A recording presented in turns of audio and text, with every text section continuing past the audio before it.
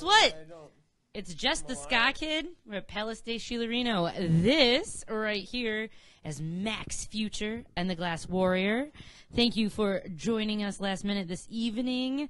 Our band that was scheduled for tonight contacted me on New Year's. The lead singer said that his significant other's grandma died. So our condolences and sympathies to them this evening as they attend her funeral and spend time with family.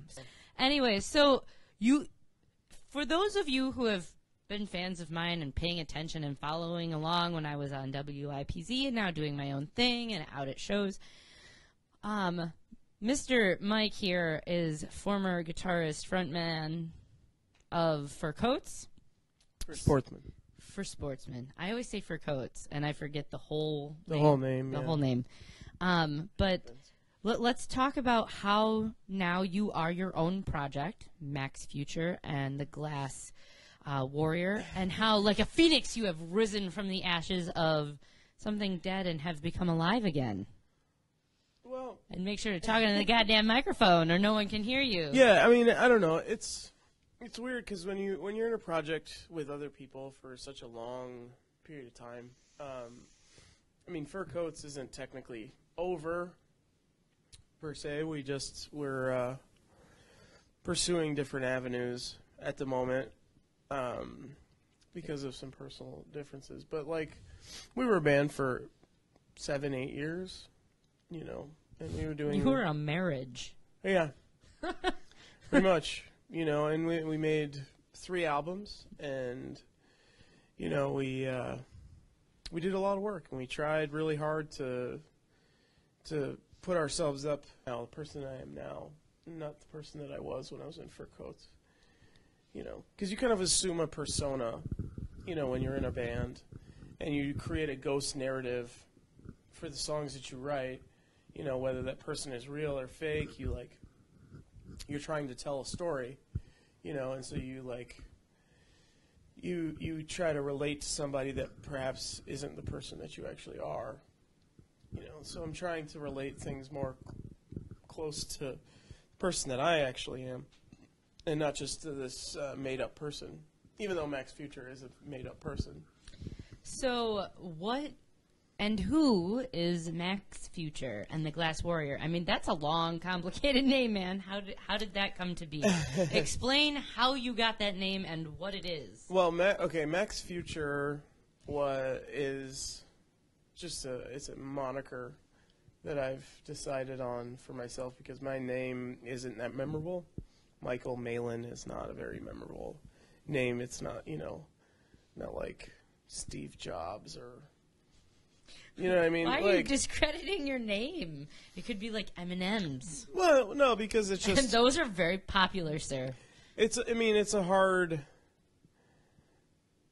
sometimes to be yourself, and I think if you can assume an alternate persona to make your music, you can be more honest to yourself about the music that you write, but you can also...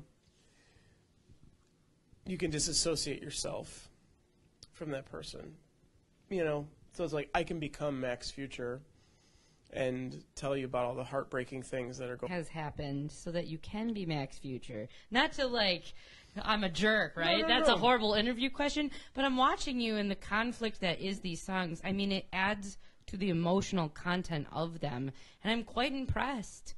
That stuff needs to be played in like Bougieville, which it's really good music, but it is very like it's jazz and it's posh and it's emotional. And I was watching you, and you know, I wanted to ask, like, is this a struggle for you to play them, especially when you decided to play some Fur Coat stuff? Like, I was ready with Tissue, and you know, is that part of the healing process and moving forward? Well, I think like in Fur Coats, when you write and you perform, like, when you're working with other people, you try to create stories that you're trying to tell, you know, and you're doing it from a perspective of multiple people, and so they aren't emotional to me, you know, like, when you look at the Fur Coats songs and personality disorder is what it is. I mean, it's serious. It's kind of schizophrenic in a way. It is. You know. I would agree with that, but if it's able to produce something, I guess it's constructive mental illness. Does that make sense, I guess? No, but I mean, it does help with the healing process of trying to cope with being in a band for 10 years, you know, not being involved with that band anymore, or still feeling like you need to have an artistic output, putting it out as... It's like screaming into the void. When did you decide to start doing this? You know, when did you say, okay, I'm going to start writing again. I'm going to do this. I'm going to be my own project again. The day after we had that patio show, which for everybody that didn't know, I had a mental breakdown and pummeled my guitar player and broke a lot of equipment. And I'm a jerk because when I was told, I laughed. I was like, Mike wouldn't beat you up. Yeah. Like, I don't believe it. There's no excuse for my actions that night, to be honest with you, though. I mean, I was going through some rough stuff. And so what I needed to do was take a step back and go, I need to make music for myself. And I need to make it about the things that are important to me. Mm-hmm. And express myself in a real way. So you guys, as Fur Coats, had quite a following. You know, people liked you. You were starting to do tours. Yes. Were you very busy? Uh-huh. I believe when I met you and you're like, I have a fiance and we're having a baby. And I'm like, and you do music? Yeah. Sorry. I don't know how well that'll go. It'll be fine. I know how to balance things. Now, you might, but feelings get hurt with other people. Especially bandmates who don't live that same lifestyle. So do you think that there will be reconciliation between you and previous bandmates? And do you think that you guys will ever do anything again? I mean, certainly the opportunity's there. But right now it comes down to, like, time. That, you know, and I told you that I was recently diagnosed with lupus, which all the medical problems that have resulted from that too also played into the stress. And then trying to do that, I mean, trying to, you know, getting up at 7 o'clock in the morning, taking care of a young child all day, then going to work, then after work going to band practice, and then, you know, and then going home and then still trying to take care of a house, and then do that on the weekend and play shows and do a show every weekend or 2 shows a weekend, you know, and have 2 practices a week and record. And it's a whole nother family. It's everything, yeah. And when you're a musician, you understand polyamory. And if anybody's like, what's that mean? It means multiple loves. Fuck you. Here's a dictionary. Look it up. The more you know. Yeah. But, you know, have you reconciled with... Yeah. I mean, me and Justin and Ed, we all sat down, and Justin and Ed are the other members of Fur Coats. We sat down and we talked about everything that had happened, and, you know, they're gonna keep soldiering on. I think. I don't know if they're gonna do it as Fur Coats, but I think they might be starting a new band without me. I'll invite you. Without me? Yeah, sorry. I know, I'm so used to it. Hey, so what does this mean for your LLC? And for those of you who are like, who are these guys? If you go online, they have a footprint for Coats for Sportsmen, and they were an LLC. And you guys now, with your business, actually have crossed over into my professional world because I am on this website called Alignable, which is a website to promote local Kenosha business. And someone had registered you all, and I liked you and asked you to connect with me because we work together already. But, I mean, what does this mean for your LLC? Is that still a goal? Are you able to set aside that to do? Well, the LLC was almost a way to protect ourselves in the music that we wrote as a group. End of things, but you still want to do taxes and, like, earn income, yeah? Well, no, I mean, I'm still participating in the business end of things. I'm just not participating in the actual action of playing in a rock group. I was going to say, if people are interested, what is for Coats for Sportsmen LLC? And if somebody listening is interested, what do you do? What services do you offer? And how can they find you? Well, I don't know. We're a band. I mean, first and foremost. And we had aspirations of trying to be a record label and trying to get people together in a group to try to really have some more collaborative effort between all the musicians in town. But then when you start getting into legal rigmarole and like as far as money and copyright and intellectual property, things start getting weird and people get weird about it. So it became more difficult. So I don't know what the future holds for Coat LLC. I hope Justin and Ed will find a way to make money doing what they do. I'll still own all the rights to my music and everything else, but for the most part, I'm not involved anymore. I'll basically I'm doing art for art's sake now. I want to make music, and I want to record music, and I want to put out albums because I have the know-how to do that. Mm-hmm. But I'm not doing it for any other reason other than I enjoy the craft of making records, and I enjoy the craft of writing music, and I enjoy sharing the emotions that I feel with other people. So I'm going to continue to do that. So where does your influence come now? These songs are a lot darker, and they're more heartfelt, and there seems to be a tremendous amount of angst and depression. Like, I enjoyed it because it sounded beautiful, but they are so sad, Mike. They're so sad. Like, if you're on the rag, man, I recommend you bring some tissues along to listen to this first portion of our show. Get your Ben and Jerry's, have a good cry and cuddle. It'll be good. Where's this come from? You seem too young to be so hurt and sad. Yeah, it's not the years, it's the miles. No, I don't know. I think sadness has always been an emotion that I don't deal with regularly.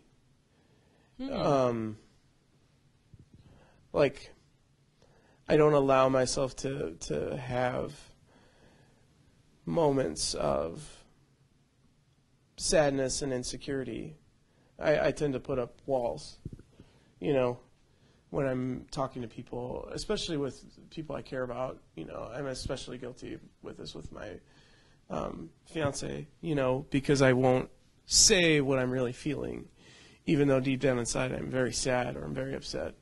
I put up a barrier, or I put up a brick wall and say, I'll deal with that emotion myself. Everybody else shouldn't have to deal with my own, shouldn't have to deal with my sadness, And in a way, making music allows me to deal with that sadness constructively. Gotcha. So, moving forward, is everything we heard tonight new and original? Everything you heard tonight is original. Not everything you heard tonight was new. Right. Okay. There were a few Fur Coats things, right? I did one Fur Coat song. But the rest of it is you. Mm-hmm. Okay. So, is this going to become an actual recorded thing? So if people heard you tonight, is this the first you performing as Max Future? Or have you performed before as this? I've performed before as Max Future. And I do have a couple, mixtapes, if you will, that I've recorded. I've got a good mix for you. Of songs and demos and things that I've done. Actually, Steve, who does the sound for the show, he's produced a lot of the material. Let's plug. I know that he's always, I don't want anyone to know. We have to give a shout out to North Central Audio. So if you are listening and you like what you hear, or if you're a band that's like, hey, we want to make an album, contact us. We do that through Ska Productions. Jess the Ska Kid, Ska Productions has everything that you need, right? Right? You'd be an advocate, support these people. Thank you. So Subscribe to my channel. It's in that corner. Fuck you guys. I love you. But yeah, eventually, Okay, thanks, bye. eventually, I hope to release an album called The Glass Warrior. So, what does that mean? Like what is that? Because I see this, is Max Future like a robot guy, and the Glass Warrior is just like this sad little broken thing that is put back together and then is therefore stronger than said robot? It's a really metaphoric thing. Did you like that? Got really deep. Max Future, in my mind, has always been like a very morose Flash Gordon character in my mind. Okay. Like someone who's living in the future, but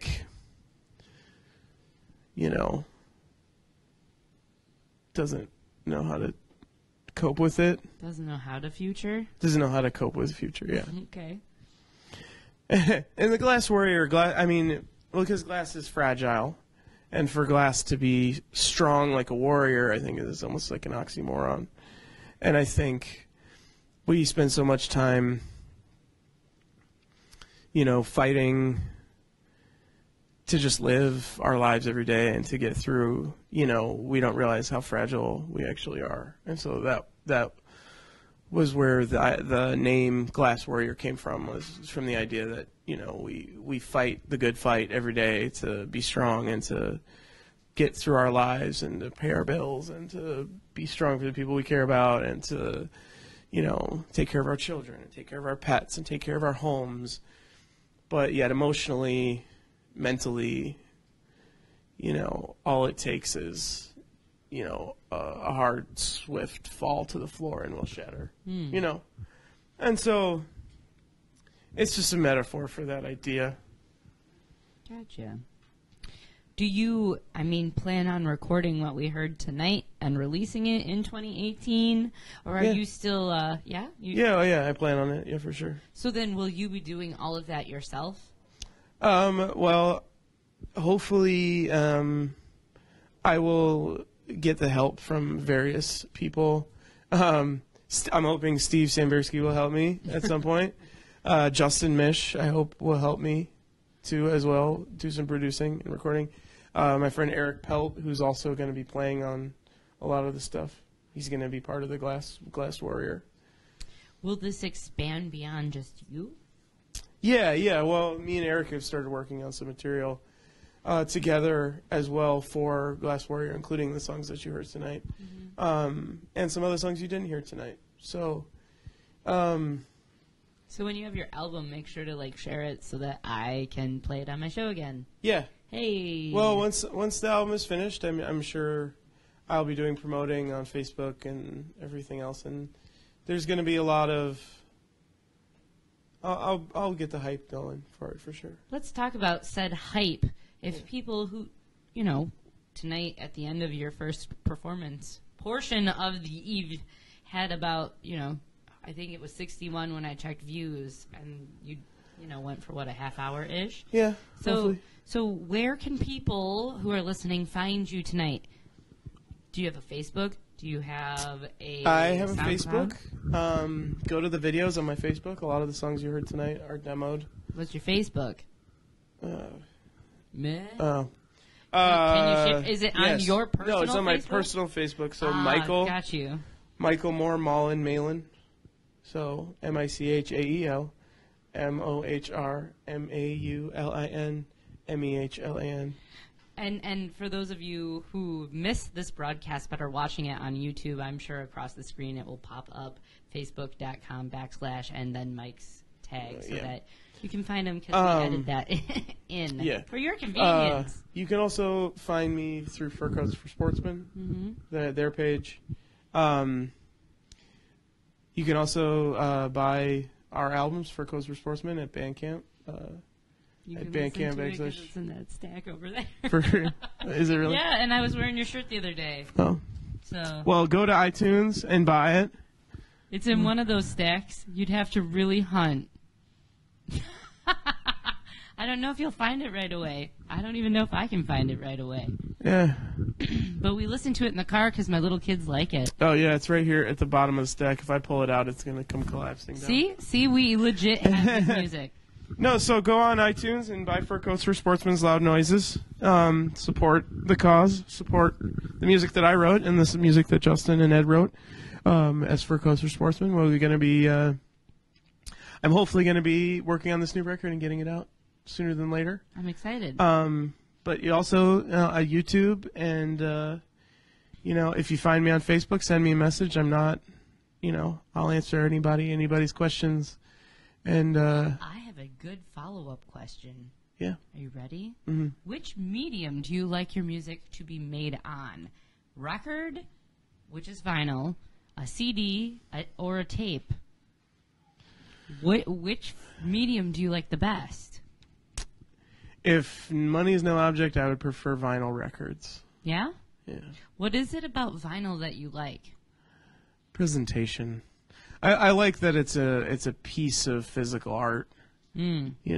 I mean it is a medium for playing music, and that's what vinyl LPs are, but the sleeve and the center disc with the the labeling and everything, like it's a very particular thing, and there's something very enjoyable about getting a new record and unwrapping it and taking it out of the case, and people putting a special effort into making it beautiful for you to purchase and want to. Some of the best, iconic, albums, like a lot of work went into making those records as beautiful as they could be, so that when you bought them, they were nice, beautiful works of art.